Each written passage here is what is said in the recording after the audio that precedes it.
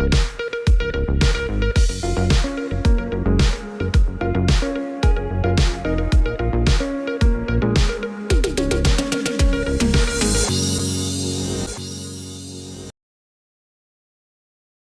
News കാലാവസ്ഥാ വാർത്തയിലേക്ക് സ്വാഗതം.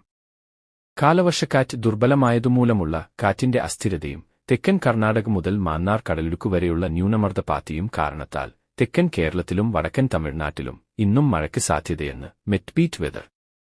ചെന്നൈ ഉൾപ്പെടെ തമിഴ്നാടിന്റെ തീരപ്രദേശങ്ങളിൽ മഴ ലഭിക്കും.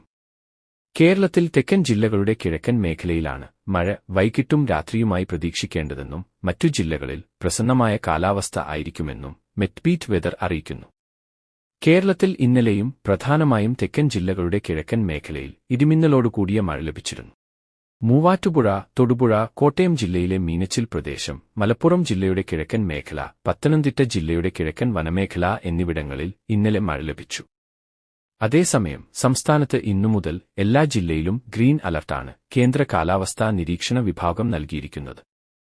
ആയതിനാൽ എല്ലാ ജില്ലയിലും ഒറ്റപ്പെട്ട സ്ഥലങ്ങളിൽ നേരിയ മഴക്കോ ഇടത്തരം മഴക്കോ ഉള്ള സാധ്യതയാണ് ഇന്നും വരും ദിവസങ്ങളിലും ഉള്ളത്. കാലാവസ്ഥാ വാർത്തകൾ കൃത്യമായി ലഭിക്കാൻ ചാനൽ സബ്സ്ക്രൈബ് ചെയ്യുക. നന്ദി.